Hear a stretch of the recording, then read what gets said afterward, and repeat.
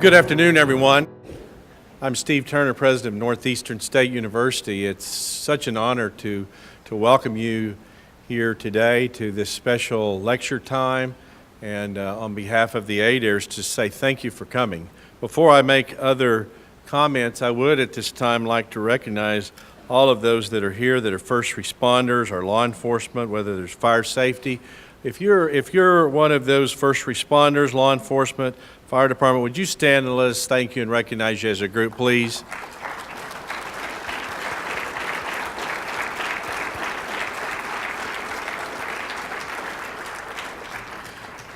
Again, thank you very much. We have a lot of agencies that are represented. I see OSBI, Highway Patrol, ATF, Grand River, several groups, NSU. We really sincerely appreciate what you do and the sacrifices you make away from your family, giving up time that others hold dear. You give so freely. So again, thank you for your role. It is good to be here today with Larry and Jan Adair, and certainly their daughter Anissa is with them. But the honoree, as we talked earlier, today is about friendship. Friends stepped up more than 10 years ago to make this day possible. What I would tell you about Larry Adair is that he has served his country, he served his local school, he served his state, and he serves his alma mater with distinction. At this time, please help me welcome Larry Adair and wife Jan. So please stand or wave at them. Thank you for being here.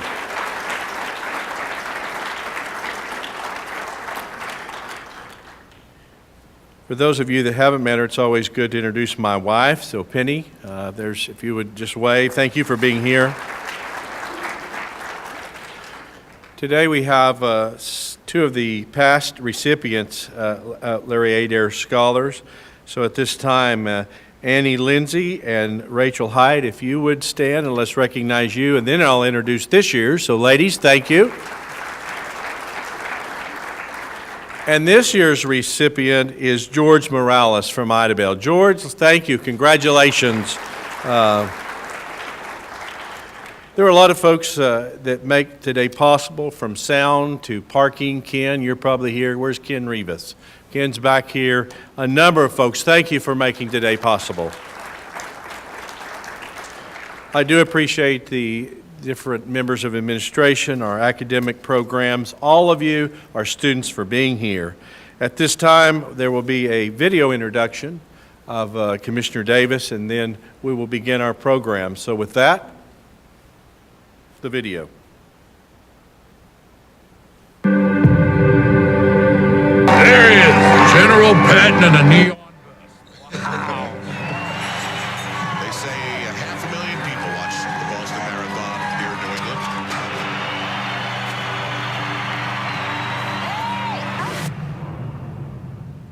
At 2:50 p.m. today, there were simultaneous explosions that occurred along the route of the Boston Marathon near the finish line. Oh my God. Oh my God. Many ambulances down 984, sir, go. Help up from the medical tent. Get as many people up here as you can from the medical tent. And we've just gotten word of not one but two explosions near the finish line. They are identified as Suspect 1 and Suspect 2. 4 days ago, my city was ruthlessly attacked. There's no explaining the savagery involved here. There's no explanation for it. I spent the last several days looking at hundreds of hours of videotape. I got to see how brutal that attack was over and over and over again. But more importantly, I got to see what the Boston police officers who responded to that scene, along with the medical personnel and the other first responders, did to put people back together. This street is turned back to the city. This area will be opened up to businesses over the next few hours, and then the people will be back here in a day or so, and they will be walking up and down the street, and then the terrorists will understand that they cannot keep us down. That the citizens of this city have been incredible. They've been patient with us. They've endured an enormous amount of heartache and aggravation over the last 4 days. But we're very happy to try to put this back together. Certainly our state is no stranger to terrorism. We had the greatest act of domestic terrorism that we can recall in our lives in Oklahoma City. 9:02 a.m., 168 people lost their lives due to fertilizer bombs. Several children were killed. And then we all know, those of you that are runners or involved, you know how significant the Boston Marathon is. And even in Oklahoma, we saw and we watched it unfold. And then we recognize that we have an incident of international terrorism. The result is the same. A terrorist act, with the surprise, it does exactly what it's intended to do. It strikes fear. It scares us to death. And when you have people that step up to the mic, that provide calm and assurance, and let us know that the things are going to be well, they're going to be okay in the face of so many challenges, it's good that we hear from those heroes, those people that make a difference. It is an honor today to have Commissioner Ed Davis with us. Please thank him and welcome him at this time. Commissioner. Thank you, sir. Thank you. So thank you, President Turner, for that kind introduction and for your hospitality here. It's a wonderful campus and a state I've never been to, actually. This is my first visit here. So it's a great pleasure for me to meet some of the law enforcement officers that I met here, my former colleagues, and also to look at the beautiful land out there, and especially the fact that there is no snow on that beautiful land out there. I was snow blowing 8 inches of snow before I got on the plane to come here, so I'm very happy to be here. And to Speaker Adair and to his lovely family, I had lunch with, and Penny as well.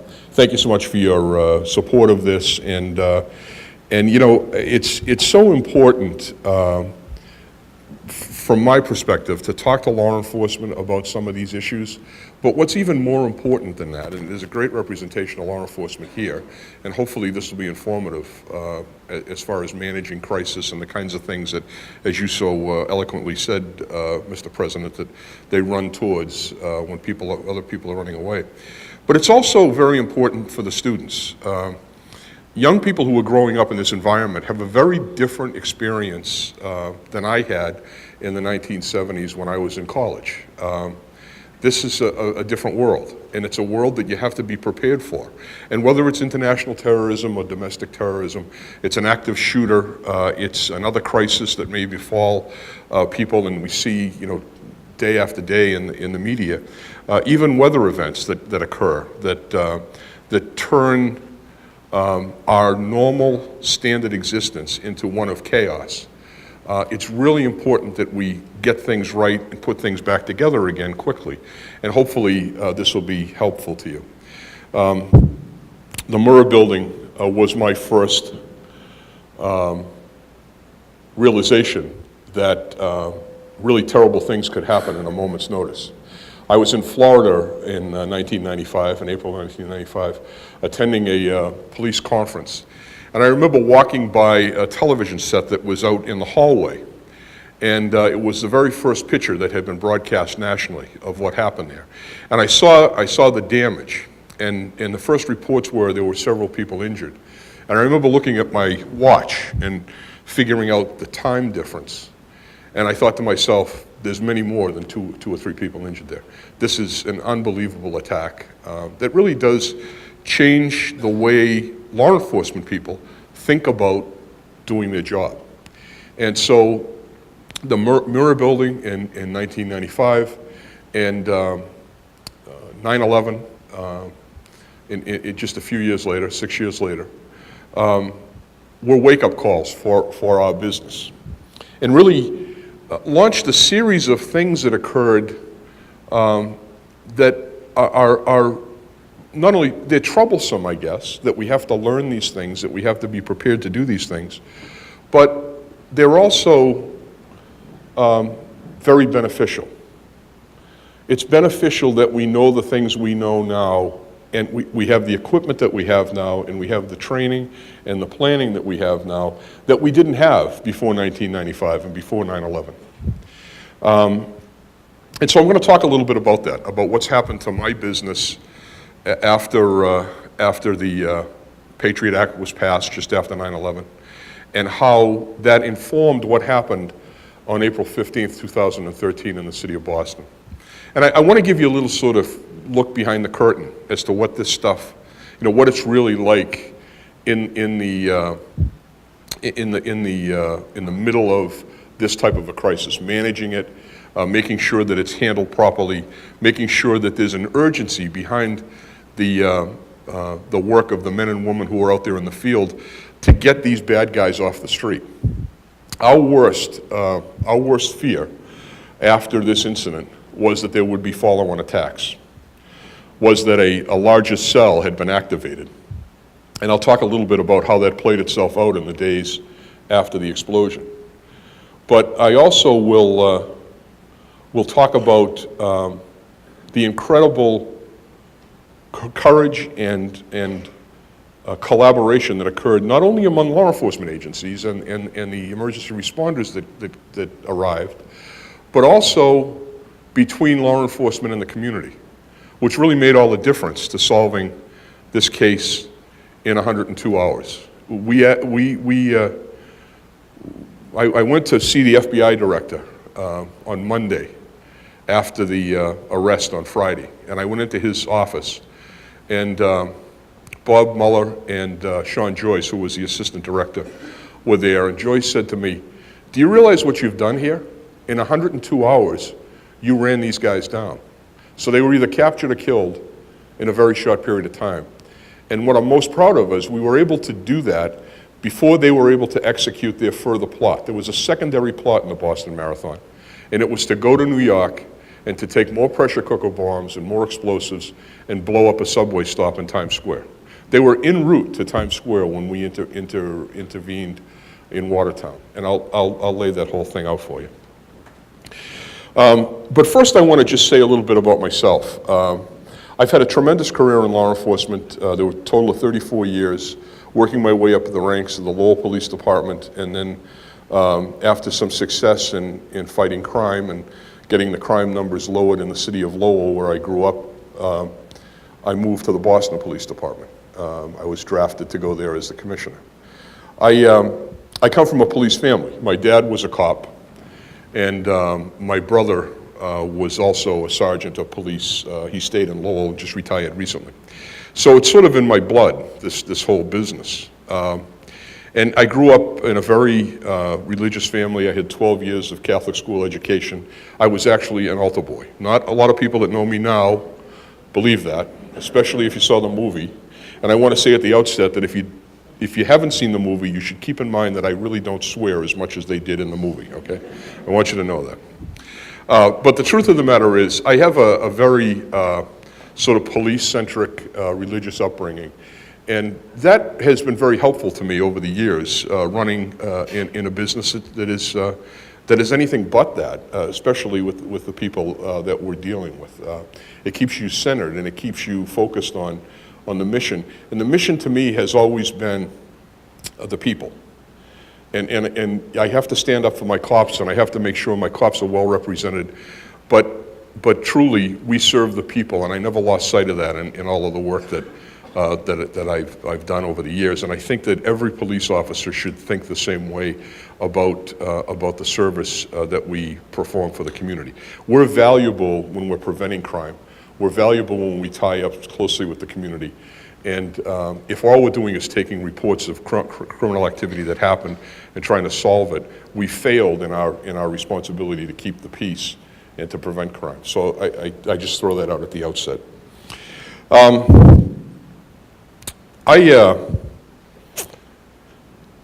I had run security for the Boston Marathon for 7 years. This was my 7th year. Not running the Boston Marathon, I can tell you, but running security for the Boston Marathon. I had other friends. I never understood the running thing after they invented the car, quite frankly. They got a car, you got a motorcycle. But anyway, a lot of my friends ran it. It's a tremendous day in the city of Boston. It's Patriots Day, it's a holiday. It's our first day climbing out from underneath the snow cover, usually. It's the day when things start to warm up. And people take the day off, and they usually go to the race, and they may go to the events in Concord or Lexington celebrating the shot heard around the world. then go to the marathon, and then usually they go to an Irish bar and drink heavily. That's pretty much what we do in Boston. And that day started out just like the other 7 marathons. We had a tremendous, beautiful day. The sun was out, it was a little chilly, but it was perfect running weather. The runners like it a little cold, they don't like it too hot. Actually, when it gets over 50 or 60 degrees, we start to have many more medical admissions to the hospital. So the medical people that worked the tents at the end of the race were happy that it was cool, and people started out. It was a tremendous day. I had gone down to the race course, and my responsibility was to usually get the mayor and the governor in and make sure that their security details were in place and they were in the VIP section. And the governor would crown the elite female runner, and the mayor would crown the elite male runner. This year, my mayor was in the hospital. He was ill. And so the governor was going to do both crowns. And when I got there, I was worried about a few things. After 9/11, all the police chiefs in the United States were brought in for special training to Washington. We were introduced to the intelligence community, and we were given special briefings on what we should be looking for as far as the international terrorism threat. We were all issued secret and top secret clearances so that we could listen to the information and also get a sense for the sources of that information so that we understood what was happening in the worldwide picture. The federal government, through the Patriot Act, funded something called fusion centers. And there are fusion centers. There were 74 when I left policing. I think there's about 77 now, all over the United States. And I know you have one here in Oklahoma, or maybe even 2. Those fusion centers are the government's attempt to take federal information that's coming from the intelligence services and other sources in the federal government and push that information down to the local level, while at the same time asking our officers to act as collectors of intelligence and information in the neighborhoods and in the cities that they police, and fuse that information together, both local, state, and federal, so that we have a clear picture of what we're facing. One of those fusion centers is located in Boston. It's called the Boston Regional Intelligence Center. And I was proud to have about 40 people working in that fusion center in the days leading up to the Boston Marathon. Because for every event that we did, we put a plan together. And the Fusion Center was a key component of that plan. Along with the State Fusion Center, along with the FBI Joint Terrorism Task Force, and our other partners in law enforcement, we would collate the information that was out there and present a threat picture of any event that we had in the city. Now, some of you may have heard that we've had some sports victories in Boston. Anyway, I don't want to go down that road. I know Tom Brady isn't as popular here as he is in New England, but those sports victories gave us an opportunity to practice our plans, because after those events, there would usually be a riot among the college kids in Kenmore Square that we'd have to respond to, and sometimes we did that really well, and sometimes we did it really badly, and we would put plans together to deal with those sports victories, to deal with other marathons and other events that we heard that were coming up. The truth of the matter was, whether we did it right or we did it wrong, we learned every time we came together. But we would use that threat analysis from the BRIC, we'd put an operational plan together, and eventually that operational plan became very effective at reducing injuries, reducing riots, reducing criminal activity around the events, and also preparing for the potential for a terrorist attack. Now, I'll tell you that in 2013, in the back of my mind, even though we had practiced it, even though we had prepared for it, I never thought it would happen to me. I always thought these are things that happen someplace else. But that thinking was wrong-headed. And I got to that scene, and I was as concerned about pickpockets, which was a problem we were having in the crowd, as I was about the potential for terrorism. And when I had that training down in Washington, I realized that a terrorist wants to leverage as much public information as he can, as much public coverage as he can. And when I got to the scene and I saw the elite runners come across about 2 o'clock in the afternoon, I realized that the threat had been somewhat alleviated. The threat of terrorism has been somewhat alleviated in Boston because the cameras are starting to break down. The international press coverage of the sporting event is going away. Now it becomes a local race. After those elite runners are crowned, then it becomes a regular marathon. It's pretty much all of our friends and relatives. And we don't think of it as an international threat. I spoke to 2 of the undercover officers who were in the crowd. You see, we had 854 Boston police officers assigned to the 2 miles that race covered from when it comes into Boston at the Brookline line into the finish line. 854 police officers.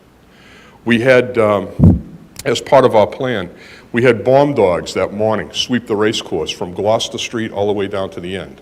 So about 10 blocks, bomb dogs covered both sides where the major crowds are lining up to watch the finish of the race. Again, the undercover officers were in the crowd looking for anything suspicious. And then 1 hour before the elite runners came across, there was another bomb dog sweep that we do as part of the plan. And we did all those things. And about 2 o'clock, I had to leave to take a phone call with the White House. Several of my colleagues were asked to talk to Vice President Biden about a crime situation. So I left the race course because I thought that the main threat was over. And I said to the 2 undercover cops as I was leaving, I'm going to tell you something. If there's pickpockets in this crowd, take a look at the cameras out there. There's a camera every 10 feet. Someone's snapping a still photo on their iPhone. Someone is doing video on their Android device. It wasn't surveillance cameras. It wasn't the traffic control cameras that I was making a pointed reference to. It was the people's cameras, the thousands and thousands of pictures that were being taken. And the 2 detectives said, yeah, we'll keep our eyes open, Commish, have a nice day. And I got in my car and I went back to my home office to take the phone call. Dropped my wife off. As I hung the phone up, it rang almost immediately. And it was almost like I thought I was confused. I thought maybe I didn't hang it up right. But it was my chief of department, Dan Linsky. Dan's a former Marine, solid cop, very well-respected detective and police officer in the city of Boston that I elevated to the role of chief of department. And he said to me, Commissioner, we've had 2 explosions at the finish line. So I stopped for a second and I said, what kind of explosions, Dan? Are they electrical? No, we've had electrical explosions down there, transformers blowing up, street manhole covers blowing up because of steam lines, things like that. And he said, no, it's not like that. I said, what do you mean? What's happening? He said, Danny Keeler is screaming for all the ambulances he can get. Now, this is a significant warning sign to me because Danny Keeler is one of our best homicide sergeants and a guy that doesn't scream. He said Danny is requesting all the ambulances he can get and he's talking about multiple amputations. So when I heard multiple amputations, my training kicked in, the experience I had in working in Northern Ireland and in the Middle East. I've traveled overseas and worked in Singapore and some other police departments that have a terrorist threat. I've been briefed by those officials and seen videos of these scenes that bombs had gone off on. And because of the training I received from Washington, I formed the opinion almost immediately that this was probably a low-placed improvised explosive device.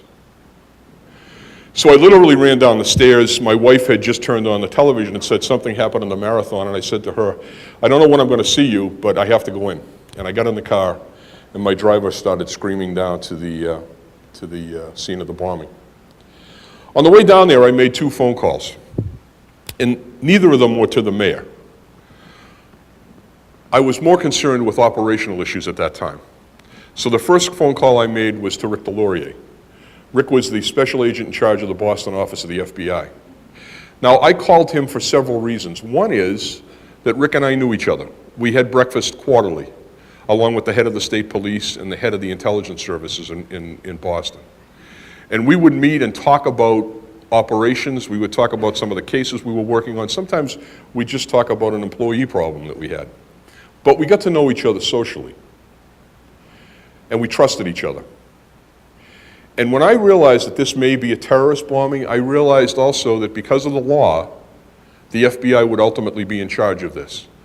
And I also knew, because of the plan that I had read before I left the office on Friday afternoon, that 60-page plan that was put out about managing the Boston Marathon, that Rick Delorier already had a SWAT team on standby. He also had an EOD team, explosive ordnance disposal, a bomb squad. He had them on standby, and I desperately needed them right now. I called him and I said, we've got 2 explosions at the end of the Boston Marathon.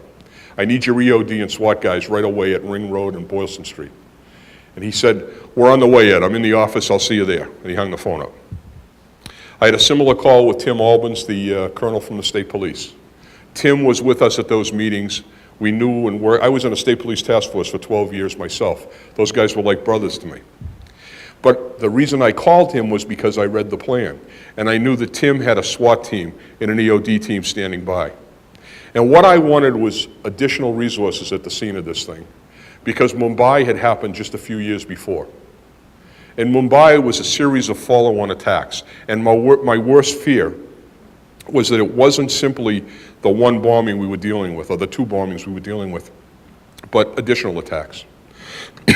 So I started to marshal my forces as quickly as I could.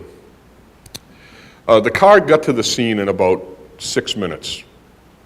The mayor actually was my 3rd call. I told him I would call him from the scene after I determined what had happened, and I hung up. As we pulled up to the intersection of Ring Road and Boylston Street, the Forum restaurant was directly across from where we came down Ring Road, and that was the scene of the second blast. And when I stepped out of the car, I could feel shrapnel under my feet. Now, for those of you who don't know what that is it's metal fragments that are put in a bomb made by someone who was intending to maim or kill people. The only reason shrapnel would be on the scene is if we had someone who intentionally wanted to inflict death and injury on members of the marathon.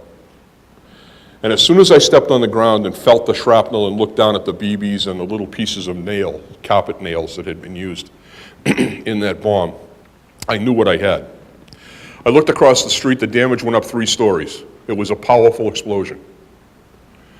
And then I looked on the ground, and lying on the ground were the bodies of Lou Lindsay, 28-year-old graduate student at BU, and Martin Richard, an 8-year-old boy who had been watching the event with his mother, his sister Jane, and his father. I didn't find out until later that Jane had been grievously wounded in the explosion. She had lost her left leg. Martin was killed at the scene. At that point in time, and I'll tell you guys, in the business, right? At that point in time, the enormity of what had happened hit me. I looked at that scene and I realized that they beat us. They got around our defenses. I felt much the same way that I did when I saw that second plane hit the World Trade Center. But when you are personally responsible for this event, it brings a whole new level of stress.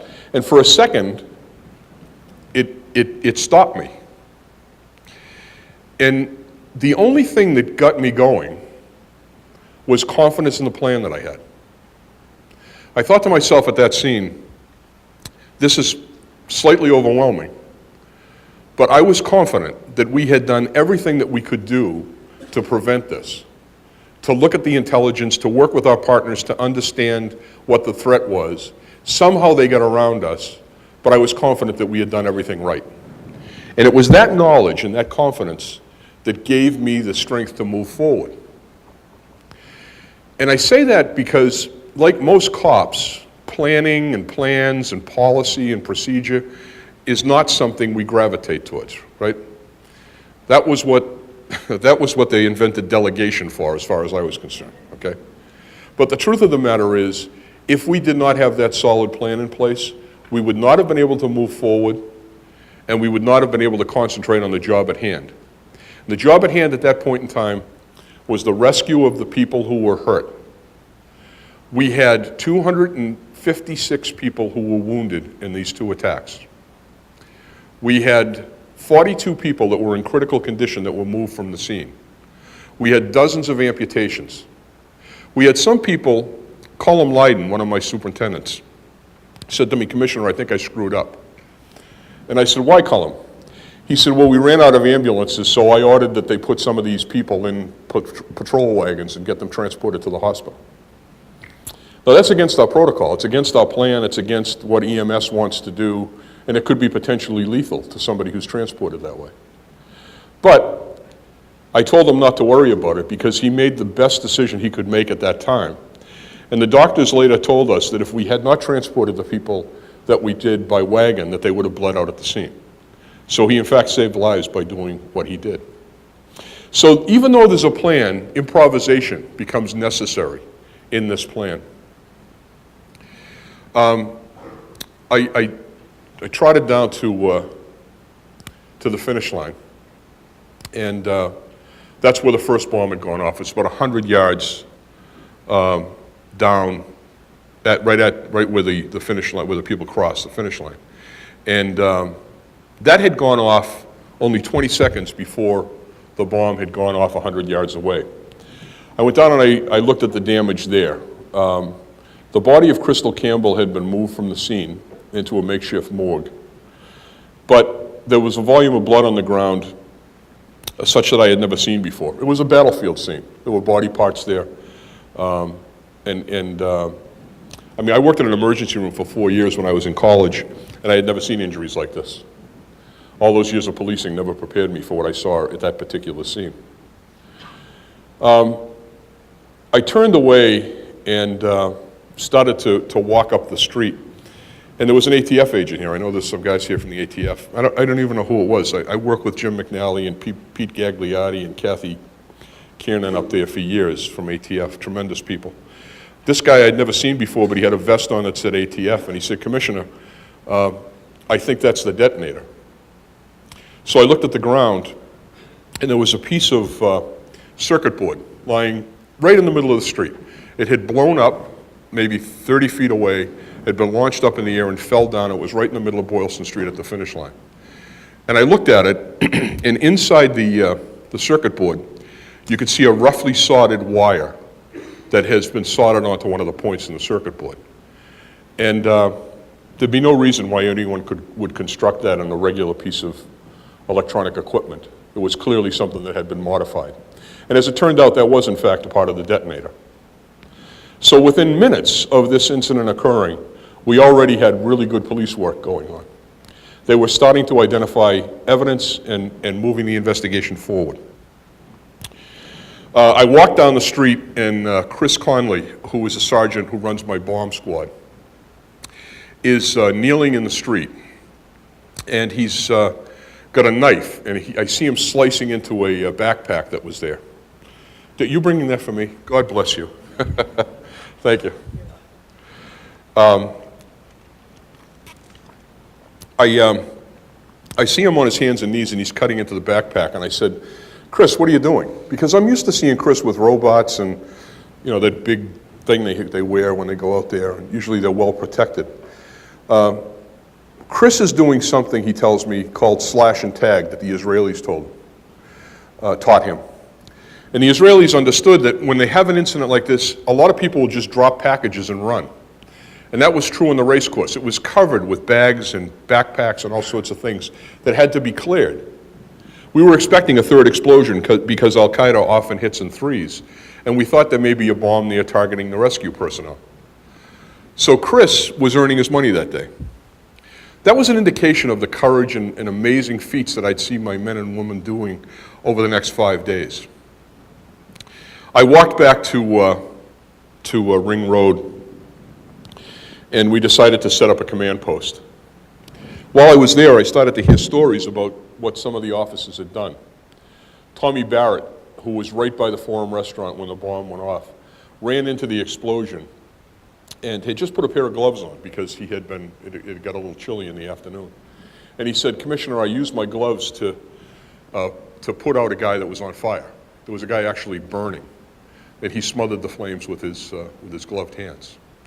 Lauren Smith, one of my officers, who'd only been on the job for a few months, she'd actually not even gone to court at that point in her career. And she ended up doing CPR on Lou Lindsay as she lay on the ground. There were a series of people, like Danny that I spoke about earlier, the sergeant, who not only got the resources he needed to the scene as quickly as possible, but also reminded the officers not to block the roadways and allow the emergency medical people to get in and out. That kind of instruction and detailed decision-making that was occurring on the ground saved people's lives. But it happened because we had a plan, we had practiced that plan, we had a Mumbai-style attack that we practiced the year before in real time out on the street. It cost DHS $1 million for that Mumbai planning. But the truth is, it made all the difference in the world when we actually had to respond to this incident. I got back to the scene at Ring Road, and it was decided that the first thing we needed was a command post. And we were going to pick up the fire department right there on Boylston Street, which was up the street from the explosion. But there was a package in front of the fire department that hadn't been cleared, so we couldn't use that. So I said, well, I'll go up to the Westin Hotel, and we'll get the ballroom.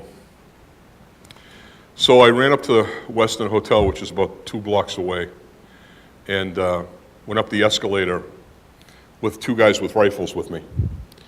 And I said to the manager of the hotel, we need the 4th floor ballroom. And it's amazing what they'll give you if you have 2 guys with rifles with you. You can get just about anything you need. So we immediately set up this command post in the Westin Hotel, and I walked into the room, and it's a huge ballroom about the size of this room, and right in the middle of the room is one round table. That's all that was in there. One round table and 1 chair. And we all stood around that round table and started to make decisions. That became the place that was the location that every police officer in New England was headed for. We first set up a catchment point for officers that were volunteering on the Boston Common, and I sent one of my superintendents out there to manage the officers that hadn't been asked for but were responding to the scene anyway. That happened in New York. It happens everywhere. The heads of all the agencies started to come in. First it was the FBI, and then the state police, and then the Marshal Service, and then the Secret Service, and the ATF. And all of these lead people were coming in and standing at that table. What can we do and how do we do it? We'd have breakout rooms where we started to field calls from the director of the FBI. I spoke to Robert Mueller that afternoon. I spoke to Eric Holder that afternoon, the Attorney General of the United States. The President called and spoke to Mayor Menino and the Governor, pledging all of the resources of the federal government. And over the next 4 days, we would use all of those resources. But some of the first things we found out was, that our cell phones didn't work. They just shut down. The cell sites were overwhelmed. You know, people accused us later of shutting the cell sites down. We do have equipment to do that, but we never deployed it that day. It was simply a case that the cell sites were being used so much that we couldn't get on them. So we had to revert back to our portable radios to communicate, which is something that we should all practice, because that problem has not been solved yet. We started to give out orders over those radios, sending detectives to the hospitals to talk to people. 2 detectives reported back from Mass General Hospital that a young man named Jeff Bowman, he was widely featured in the pictures. He had lost both his legs in the blast at the Marathon Shoe. Jeff was literally lying in a gurney, having his legs amputated by doctors, while he was giving our detectives the first description of Tamerlan Tsarnaev. And the detectives were like, we can't believe this, Commissioner, but this guy is actually like having his legs cut off, and he's telling us what this guy looked like. He saw him, he interacted with him, he went over towards the backpack, and it blew up. So heroes were developing right away, and we were getting a picture of what might have happened. But we also had bad information. There was a Saudi national who was badly injured in the blast. His clothes were almost ripped off him. And when the police started to walk towards him, he took the cell phone he had in his hand and he threw it down on the ground. So the police thought that he was a suspect. So we guarded him as if he might have been rescued by other bombers. As it turned out, that was a false lead. Even though when we went to his house, the FBI agents found ripped up passports in his trash. But that was all false information. I mean, it wasn't false information, it really happened, but it was a dead end for investigations. One of the key things that we did was we asked our detectives to get out and to start to pull videotape. And that videotape proved to be very valuable. Other teams were sent in from the federal government to secure cell phone sites and to download that information into supercomputers so that they could be analyzed by the federal government. That was all very valuable effort that helped us in the prosecution. But we were faced with having to secure a 20-block crime scene, the largest crime scene the Boston Police Department had ever processed, and work with our federal partners as that processing happened, both on the investigative side and on the recovery of evidence. General Rice from the National Guard came up to me at that table, and he said to me, "Commissioner, do you need National Guard troops?" And I said, yes, because I started to do the math. Securing a 20-block crime scene in Boston for the next 7 days would create a real drain on my personnel. And we had to have detectives running these guys down, and at the same time, we had to respond to calls in the neighborhoods. So I said to the general, "How many troops can you get me?" It was about 3:30, 4 o'clock.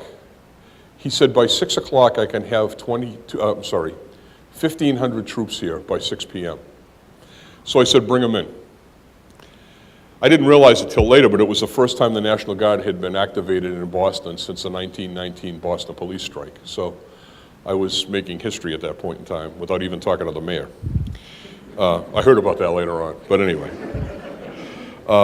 Then the general said something that I hadn't really thought about, because one of the things that we learned as a result of 9/11 was that they have something called the National Incident Management System, NIMS, and all of these officers have been trained in NIMS, and one of its subsets called the Integrated Command System, ICS.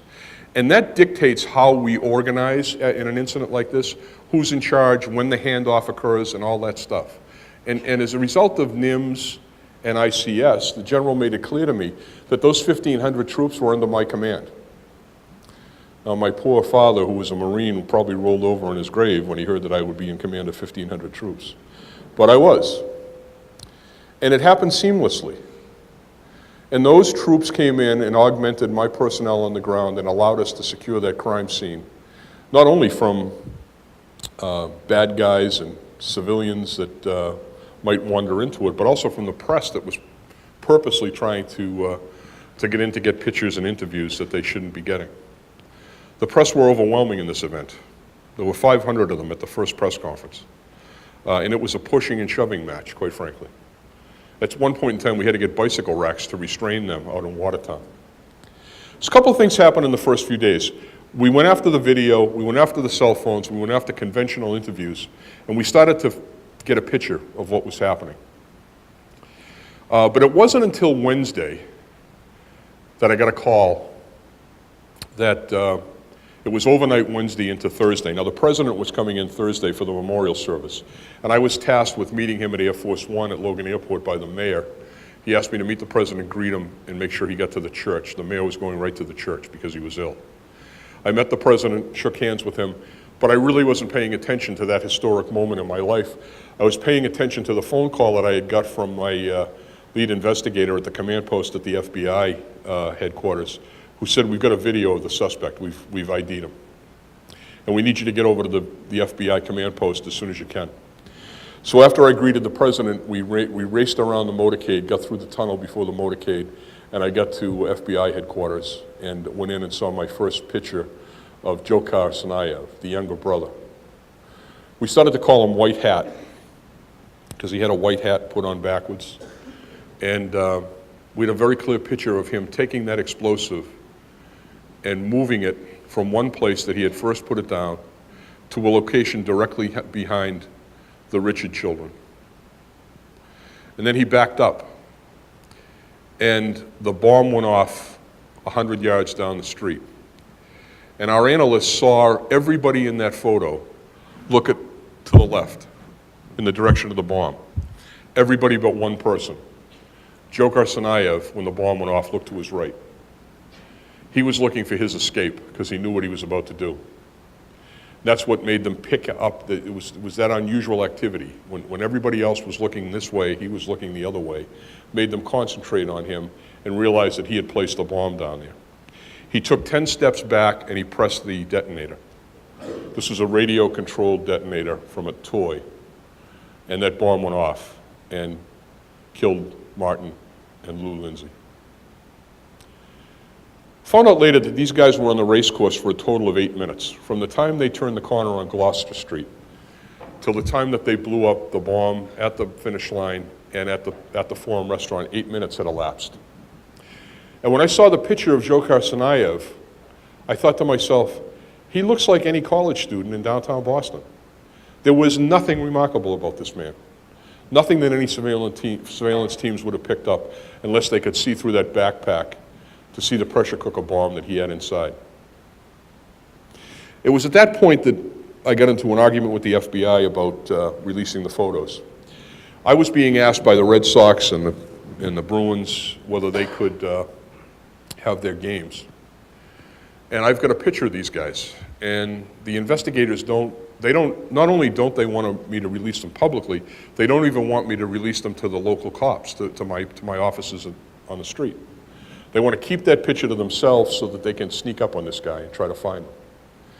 And I argued vehemently against that because I thought, what if they go to the Celtics game tonight and they walk in with another bomb and I'm sitting on these pictures and I haven't told people what they look like? Sharing them with the community was part of our self-defense program as far as I was concerned. How could I not let my cops know who might run into these guys? So it took 24 hours, but by Thursday afternoon, after a lot of argument, the Bureau and the Justice Department decided to release the pictures. So late in the afternoon on Thursday, we released the pictures. And nothing happened. I was expecting a call immediately. There was an enormous amount of interest in this case. Everybody in the country was watching it. No one called us. Their friends who had identified them in the photos decided to help them hide the evidence and to try to protect the bombers. So no one called us. I went home that night kind of shell-shocked, actually. I thought, all right, something's going to happen overnight, but I've got to get a few hours sleep, so I fell asleep. At midnight, the phone rang again, and it was Dan Linsky, my chief of department again, and he said, Commissioner, they're shooting at us and throwing bombs. And I had been in a deep sleep. I had heard that Sean Collier had been murdered, but I was told it was in a robbery attempt, and it had nothing to do with our case. So when Dan called and said that they're shooting at us and throwing bombs, it was a surreal moment. But I could hear the gunfire in the background on the telephone. And so, again, I was back in the car and racing over to the scene in Watertown.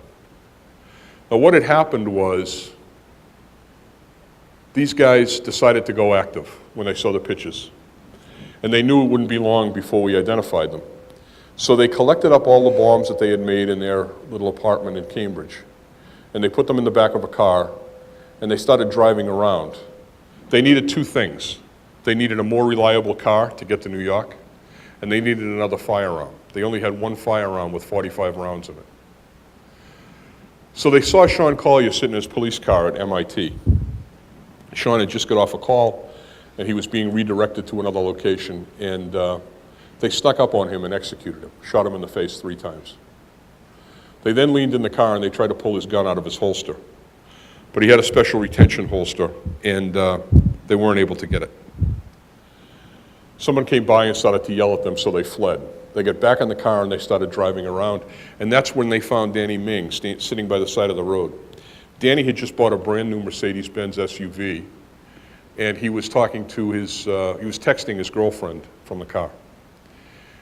And Tamerlan walked up on the car and tapped on the window, so Danny, being a nice kid, rolled the window down and said yes. Tamerlan stuck a gun in the window and said, open the door. Danny opened the door up and they kidnapped him. They drove around for about an hour with him. During the course of that drive, they confessed to being the Boston bombers. They told Danny that they had just killed a cop in Cambridge and that they were going to New York to blow up a subway stop. And intermittently, they were playing this Islamic music on his CD player, psyching themselves up for the next attack. They had stopped for gas, and they pulled over to the intersection of Storrow Drive and, Memorial Drive and Mass Avenue. There are two gas stations on each corner. And it was at that time that Danny realized that Tamerlan was distracted, and he thought he could escape. Danny was another graduate student from BU, nice kid, very, very, very smart. He said he practiced in his mind his escape. He had to push the button on his lap belt. He had to unlock the door and pull the door open and push it with his shoulder. And he mentally did that a couple of times. And then finally, at one moment, he saw a chance. And in one motion, he was out of the car in a second. Tamerlan didn't have time to shoot him. Danny ran across the street into the mobile station and screamed for help. One of my officers got to the scene, and Danny said, "These are the bombers." And the cop said, "What do you mean? How do you know they're the bombers?" And Danny said, "They told me they killed the cop in Cambridge, and they blew up the Boston Marathon, and they're going to New York to blow up more people." And so the officer said to him, "What kind of car do you have?" And Danny, in some kind of miracle, said, "I have a brand new Mercedes SUV. I don't know the license plate, but the GPS number is 1234567 And the cop said to him, "How do you remember that?" And Danny said, "I don't know, I just remember."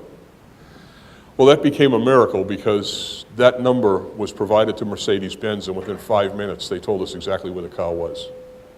A call went out to the Watertown police. They saw the car, a young officer and a sergeant, and they engaged the two suspects. Tamerlan rolled out of the car shooting. He blew up the front windshield of this young police officer's car, and the officers started to return fire. After a couple of rounds of back and forth gunfire, Tamerlan and Joe started to throw bombs at the officers. These bombs were 2.5-inch steel pipe elbows that were capped at both ends and fused. They were lighting the fuses and throwing them at the police, and they were blowing up all around the cops. One of my officers that got to the scene and started to exchange fire with the suspects said, "Commissioner, the first bombs didn't really scare me too much, the smaller ones, but they threw one of the pressure cooker bombs at him, the same kind of bomb that had gone up at the marathon. They had one of those as well, and that scared the hell out of them. They all pulled their heads in when that bomb went off." While these officers are pinned down firing back and forth at the suspects, Vietnam veteran, think about you and your experience in Vietnam, who was a sergeant in the Watertown Police Department. His name is Jeff Puglisi. And I think Puglisi is Italian for fighting, and he certainly was a fighter. He flanked the suspects. He went down two houses on the outside of their right flank and came up on them on the side. And he started to shoot at Tamerlan. Now, unfortunately for Tamerlan, Jeff happens to be the armorer for the Watertown Police Department, so he's a pretty good shot. And he couldn't hit him first because Tamerlan was under cover of the car. But Jeff figured out a way to do something called skip shooting, where the bullet hits the pavement and bounces up. Jeff was able to do that, and he hit Tamerlan in both his ankles with rounds. That infuriated Tamerlan. It's got to hurt like hell, too. Tamerlan came out from behind cover, and they started to walk towards each other, shooting, just like used to happen around these parts back many years ago. Doesn't happen in Watertown too often, I'll tell you. But Jeff was behind a chain link fence. He had no cover, but he stood his ground, and he fired at Tamerlan. Tamerlan fired to lockback. He emptied his gun, firing at Jeff. And I don't know if any of you saw Pulp Fiction, but there was a scene in the movie where, the bullets go like this, all around the intended victim. That's what happened with Tamerlan's bullets. There's a white clapboard house there that sort of have an outline of Jeff Puglisi. Not one bullet hit him. But he hit Tamerlan 7 times in the chest. Tamerlan fired to lockback and then threw the gun at Jeff and hit him on the shoulder. Jeff then charged him and tackled him and knocked him into the ground. And even though he was shot 7 times, he was fighting like hell. All of a sudden, 2 of the cops yelled at Jeff, "Get out of the way." His brother Joe Carr had turned the car around and was using the car as a weapon to try to run over Jeff Puglisi. Jeff threw himself out of the way, just missed being hit by the car, but Tamerlan was on the ground and got dragged 40 feet underneath the brother's car. The brother had to stop the car and back around him to go around the body. Believe it or not, Tamerlan was still alive when the ambulance arrived at the scene, and he was pronounced dead in the car, in the ambulance on the way to the hospital. Jeff Puglisi tells me later that his wife got a call from their brother in Alaska who saw that there was a gunfight in Watertown and told his wife, and his wife called him and said, "Jeff, do you know what's going on in Watertown?" And Jeff said, "Honey, I have to call you back, I just shot somebody." So it's kind of bizarre phone calls that were happening that night. Dick Donahue was an MBTA police officer who was at the scene exchanging gunshots with Tamerlan. And there were a lot of guns there. And, you know, we've all got rifles in the last 10 years. We didn't have rifles in Boston. We don't have them today, but a lot of the cops up there have rifles now. And we train them how to shoot, but we're not training them in military tactics. So essentially, because those officers were coming from 360 degrees of the compass into an area where there was a shootout, they formed what you would call a circular ambush, which, if there's anybody in the military here, is not a wise thing to do, right? And there was a lot of crossfire, a lot of friendly fire that occurred. Dick Donahue got hit by a police officer's round and almost died. Luckily, he survived. They pumped some blood back into him at the hospital, but he never came back to work. That launched the biggest manhunt that Boston has ever seen. For the next maybe 18 hours, we had locked down 20 blocks of the last place that Tamerlan was seen. And we waited for daybreak, and then we brought SWAT teams in to search house by house in those 20 blocks to try to find him. We searched all day. Deval Patrick was the governor who was very supportive of what we did. He was a great job. He did a great job managing this event. But he was also the one that decided to lock down the city.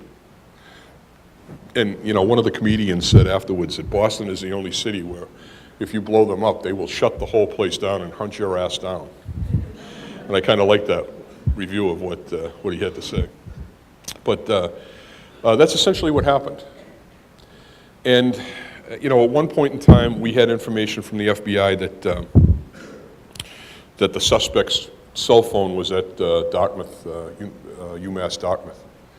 And so we flew our SWAT teams, the FBI team, the state police team, and the Boston police team flew down to Dartmouth to assault the house. As a matter of fact, we had 2 Black Hawk helicopters on hand at our disposal, and my team didn't have a helicopter, so I said to the general, "General, can we get another helicopter?" And he said, "Yes, sir." And 5 minutes later, a Black Hawk helicopter landed. And I thought to myself, where was that Black Hawk helicopter? It just came out of the sky and landed and said, you know, take it. So we did. We had armored personnel carriers. We had an embarrassment of resources, of things. Thousands of officers were chasing these guys that day. And then the governor got a phone call from the president, and the president said, "Hey, this lockdown thing, I'm a little worried about that. How long are you guys going to be doing this?" And the governor said, "Well, we're pretty much wrapping up now." And the president said, "All right, well, why don't you wrap that up?" So the governor came back and said, "Okay, guys, it's over." We hadn't quite finished the search, but we were going to stay on anyway. So we lifted the lockdown. And there was a guy who lived in Watertown who had been locked in his house all day. And his wife would not let him smoke in the house. So he said to his wife, they lifted the lockdown, "I'm going out to have a cigarette." And she said, "Don't go out there, they're going to shoot you." And he said, no, I got to have a cigarette. And he walked outside, and he looked at his boat, and he saw blood on the boat, and the tarp had been ripped. The plastic covering had been ripped. So he called the police. He said, "I think you're bad guys in the boat." So it was ironic that with thousands of police officers, 3 Black Hawk helicopters, as many armored personnel carriers as we could get, it was a guy that needed a cigarette that actually found this kid. But anyway, it was indicative of what kind of week we had.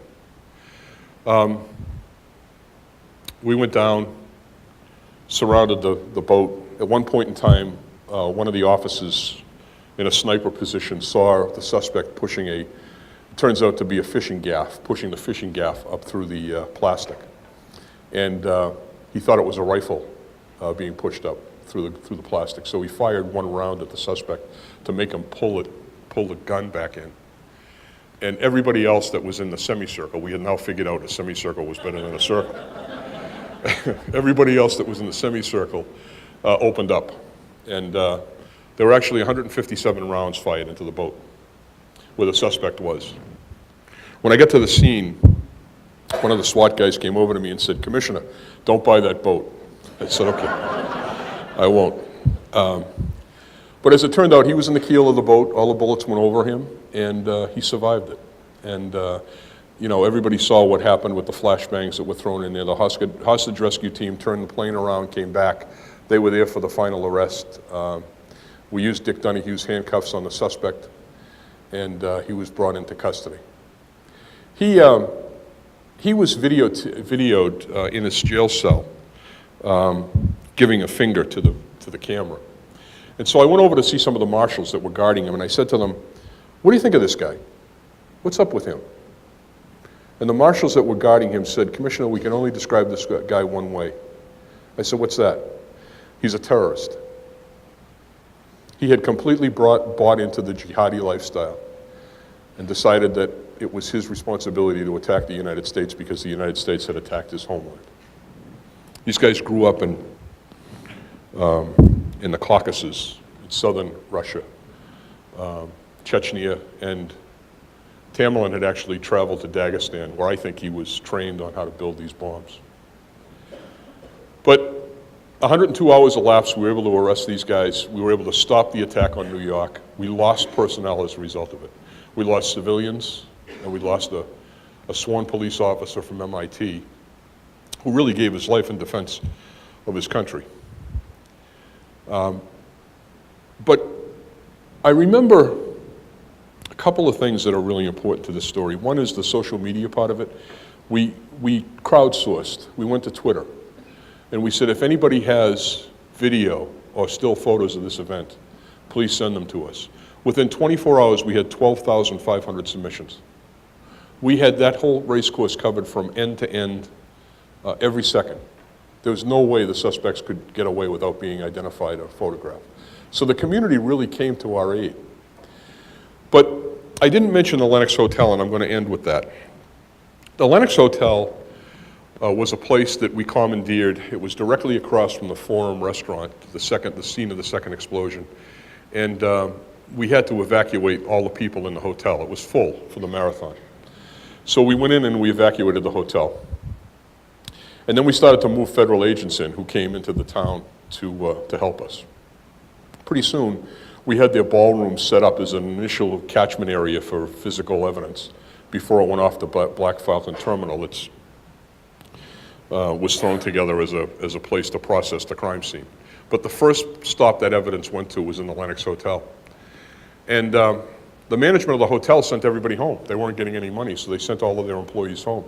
The second day, their employees started to dwindle back, and they said, listen, we realize that the cops are living here now, and they're going to need new clothes, bed clothes, and they're going to need food, and we'll just volunteer our time. So the employees came back and volunteered their time to take care of the offices that were assigned to this location. And after the crime scene went on for 7 days, so at the end of it, 6 or 7 days into it, the cops all got together. Now, correct me if I'm wrong up in the back row here, but this doesn't happen too often, but the cops decided that they would take up a collection so they could tip the employees because they felt they were so thankful for the work the employees did. So they raised a few $1,000s among the cops that were there, and they brought it down and they gave it to the employees. The employees took that money and they donated it to the One Fund to help the victims. So that's the kind of community cohesiveness that occurred. And these terrorists, their aim is to cause chaos and fear among the community, right, to tear us apart. When in truth, in the city of Boston, when this happened, the only thing that they did was make us stronger. The Boston Strong motto really played out in my experience there, and it was really the community. Despite all the courageous and exciting, sort of acts of valor that were committed by men and women in the police department and the EMS. And one doctor ran the marathon and then went and did 2 amputations at Mass General. He continued running when he saw what had happened, went to Mass General and did amputations. There were a series of, heroes that came out of this. But the truth is, the community was the biggest asset that we had in this investigation. Thank you very much.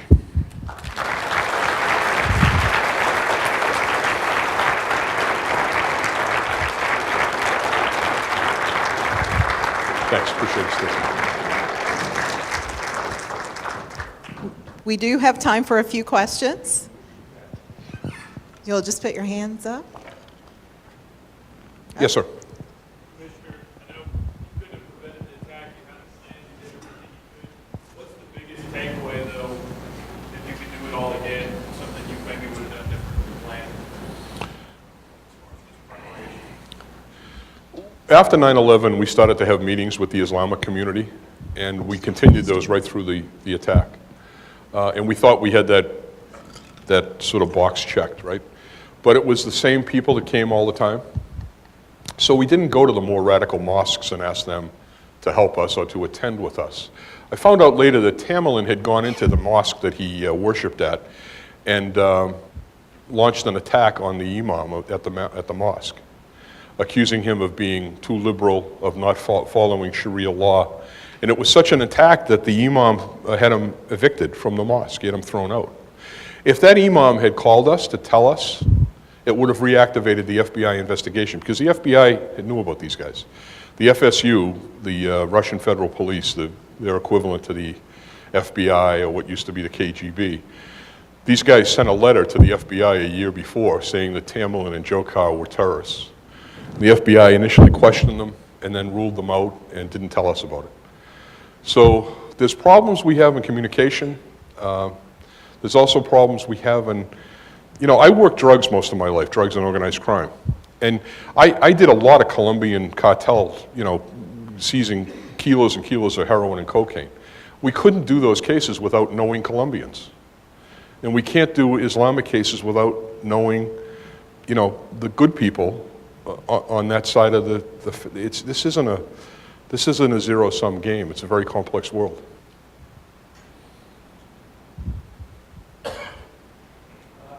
Whatever happened to the friends that helped hide and evade them? There were 3 friends that were in college with them. And all these, Dzhokhar was pretty well known as a ladies' man and the guy with the best dope at Dartmouth. He had a marijuana business. And basically, these guys would sit around like Beavis and Butthead and smoke dope and play video games. And that's the way they acted when this happened. It was like, oh man, we better hide that stuff. And they hid it. They all ended up in jail. From sentences from 3 to 6 years, federal prison. 3 of them. Yes? Politics aside. Yep. So I truly believe that unlike, like the policies that we've had are sort of like throw your arms open and let everybody come in. We can't do that. We have to be very careful paying attention to who's coming into our country right now. And it makes sense to target the countries where you see this type of incident occurring for better vetting. I don't think travel bans help because, as I said, most of the people are good people, and most of the people we need to help us fight this incident that we have going on. So, the intent is good. I think it's necessary to pay close attention. I just don't know what extreme vetting is. I do background checks on people, and I do them overseas as part of my company. It's very difficult to do even in places like China and Russia, right? If you go to Yemen, I've known people that have worked in Yemen. Some of my friends have been there with the Bureau and with the intelligence agencies. There's no structure there. And the whole Middle East, they call it the sandbox, is more about tribes than about countries, and it's just a very different kind of place. So trying to figure out a solution that would work there is complex to do. But I think the answer is sort of somewhere in the middle.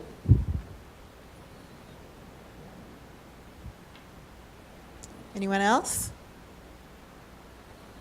How about the cops? Is there anything that you'd want to know? I mean, this is like roll call. The cops always sit in the back of the room and never ask a question. It's just, I'm going back to my roots, but Chief? Anytime there's an incident, there's always communication issues amongst the different agencies. How did you guys, and I know you mentioned some communications as part of the issue when you lost your cell phone service, but how did you overcome those communication issues during the incident and just immediately following? Well, you know, there was an attack at the airport in Belgium where they lost their two-way communication, and the head of that operation and I were presenting on terrorist attacks recently, and they went back to Roman times. They had to send runners with written messages from place to place. So comms is like a huge issue, just like the strategic part of it. But the bigger issue of communication among agencies, you know, it's never going to be perfect. It's good that each agency thinks they're the best, right? And that's what happens, right? But it's bad if you start to hide stuff. And so the Joint Terrorism Task Force is one solution to that. And I truly believe that when Bob Mueller established those, I was with a group of police chiefs that went down and talked to him around that incident. And he wanted to do the right thing. It was the middle supervisors in the Bureau that had the thing snapped back to the way it used to be, where we didn't get the information we should have gotten from the FSU. So as well-intended as these changes are, they also have to be audited. There always has to be a check to make sure that the well-intentioned, you know, improvements are maintained over the long run, and that this kind of interagency rivalry that occurs isn't allowed to take over. Thank you all very much.